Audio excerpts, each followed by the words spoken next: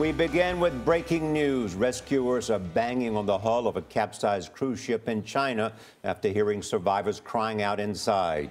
Hundreds of people were aboard, and nearly all of them are missing. The ship sank on the Yangtze River nearly 24 hours ago in a severe storm. Mark Phillips is in London with new information on the search. Mark, good morning. Good morning. Well, this was a Chinese cruise ship, as you say, loaded with senior citizens and, by the sound of it, some of their grandchildren. Disaster struck yesterday evening and suddenly. There were more than 450 people on board the Eastern Star, many of them Chinese retirees on a Yangtze River cruise. And rescuers were desperately trying to find survivors trapped on board. The ship capsized and partially sank in what the captain, who survived and has been quoted on state media, said was a cyclone or tornado. Early reports have been grim. Only a handful of people have been saved, including this 65-year-old woman.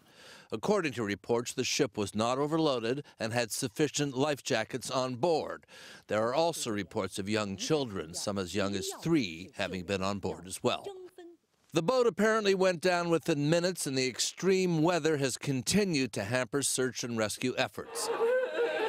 Family members gathered outside a travel agency for the cruise in Shanghai seeking new information, but there was only a sign with a number to call. I'm angry, said this man. I have no idea if our relatives are dead or alive. Frustration was obvious as well at the local government headquarters, where family members of the missing wanted answers they weren't getting. The ship's captain and chief engineer, who also survived, had been detained by police. Their story so far is that the ship went down so quickly there wasn't even time for a distress call. News of the disaster was only made known when a handful of survivors managed to swim ashore and raise the alarm. Gail. Boy, thank you, Mark Phillips in London, reporting this morning.